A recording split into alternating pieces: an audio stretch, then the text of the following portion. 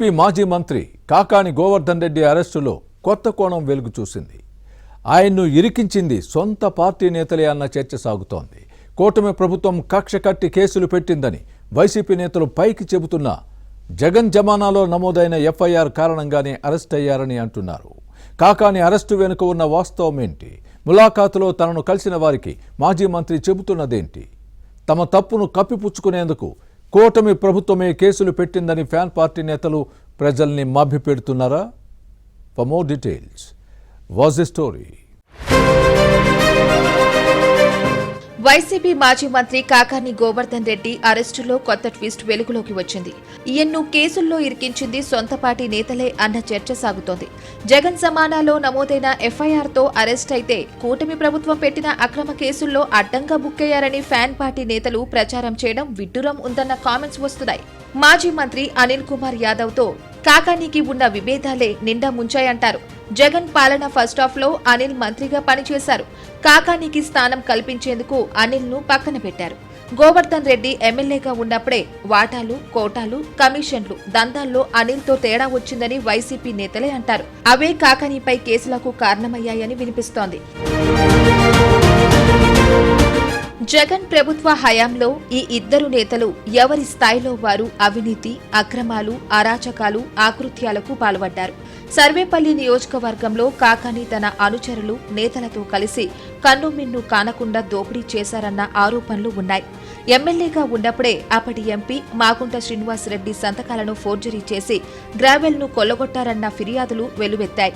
ఈ వ్యవహారంలో అప్పటి మంత్రి అనిల్ అధికారులపై చిందులేసేవారు. ఇద్దరూ అప్పుడు పవర్లో ఉన్న పార్టీ నేతలు కావడంతో ఎటూ చెప్పలేక ఆఫీసర్లు నలిగిపోయేవారు. తమ పరిస్థితి అడకత్తెరలో పోకచక్క చందంగా మారిందని ఆవేదన వ్యక్తం చేసేవారట. ఆ తర్వాత అనిల్ కుమార్ ఒత్తిడిని తట్టుకోలేక ధైర్యం తెచ్చుకొని వెంకటాచలం పోలీసులకు ఫిర్యాదు చేయడంతో కేసు పెట్టారు. దీంతోనే కాకాని అక్రమాల్లో కొన్ని వెలుగులోకి వచ్చాయి. అప్పటి కేసే ఇప్పుడు కాకాని మెడకు చుట్టుకుని జైలుకు వెళ్లారు. నెల్లూరు సెంట్రల్ జైల్లో ఉన్న ఈ మాజీ మంత్రిని ములాఖాత్లో కలిసిన వైసీపీ నేతలు కూటమి ప్రభుత్వం కక్ష సాధింపు చర్యగానే చెబుతున్నారు. కానీ తమ సర్కార్ హయాంలో నమోదైన కేసుల్లోనే అరెస్ట్ అయ్యారన్న వాస్తవాన్ని బయట పెట్టడం లేదు. అనిల్ మంత్రిగా ఉన్నప్పుడు అప్పటి ఒంగోలు వైసీపీ ఎంపీ ఫోర్జరీ సంతకంతో గ్రావెల్ కొల్లగొట్టినట్టు 2021లో నమోదైన కేసులో కాకాని అరెస్ట్ అయి జైల్లో ఉన్నారన్న విషయాన్ని ఎవరూ చెప్పడం లేదు. ప్రజలను మభ్యపెట్టే ప్రయత్నం చేస్తున్నారన్న విమర్శలు ఉన్నాయి. తమ ప్రభుత్వ హయాంలో నమోదైన కేసులో అరెస్ట్ అయ్యారన్న వాస్తవాన్ని బయటపెడితే అబాసుపాలు అవుతామన్న భయంతోనే నెపాన్ని కూటమి ప్రభుత్వంపైకి నెట్టేస్తున్నారని వైసీపీలోనే వినిపిస్తోంది. కాకాని చేసిన అక్రమాలు ఇప్పుడు కాలనాగుల్లా కేసుల రూపంలో ఒక్కొక్కటిగా వెంటాడుతున్నాయి. ప్రతి ఎఫ్ఐఆర్లోనూ కాకానితో పాటు ఈ మాజీ మంత్రి ముఖ్య అనుచరులు, సమీప బంధువులు, స్నేహితులు నిందితులుగా ఉన్నారు. వారంతా అప్పట్లో జరిగిన విషయాలను పూసగుచ్చినట్టు ఇప్పుడు పోలీసులకు చెప్పేస్తున్నారు. తమకేమీ తెలియదని, కాకాని చెబితేనే చేశామంటూ వాంగ్మూలం ఇస్తున్నారు. దీంతో ఈ మాజీ మంత్రి పీకల్లోతు ఊబిలో కూరుకుపోతున్నారు. అనుచరులు, బంధుగణం, ఫ్రెండ్స్ కాకానిని అడ్డం పెట్టుకుని బాగానే సంపాదించుకున్నారని అంటారు. కోర్టులో వెనకేసుకుని ఇప్పుడు కాకానికే వ్యతిరేకంగా మారడంతో ఈ మాజీ మంత్రిని మరింత మానసిక క్షోభకు గురి చేస్తోంది. తనను అడ్డం పెట్టుకుని సంపాదించుకున్న వారే ఇప్పుడు అడ్డం తిరిగారని ములాఖాత్లో తనను కలిసిన నేతలతో ఈ మాజీ మంత్రి అంటున్నారట. అనిల్ చేసిన ద్రోహంతో చిక్కుల్లో పడ్డానని కాకాని ఆవేదన వ్యక్తం చేశారని సమాచారం.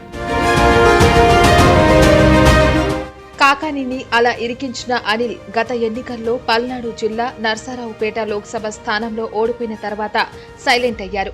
అసలు నెల్లూరులోనే లేరు. అధికారంలో ఉండగా సంపాదించిన సొమ్ముతో చెన్నైలో వ్యాపారాలు చేసుకుంటున్నారని వైసీపీలో వినిపిస్తోంది. జగన్తో పాటు పార్టీ కార్యక్రమాల్లో ఎక్కడా కనిపించడం లేదు.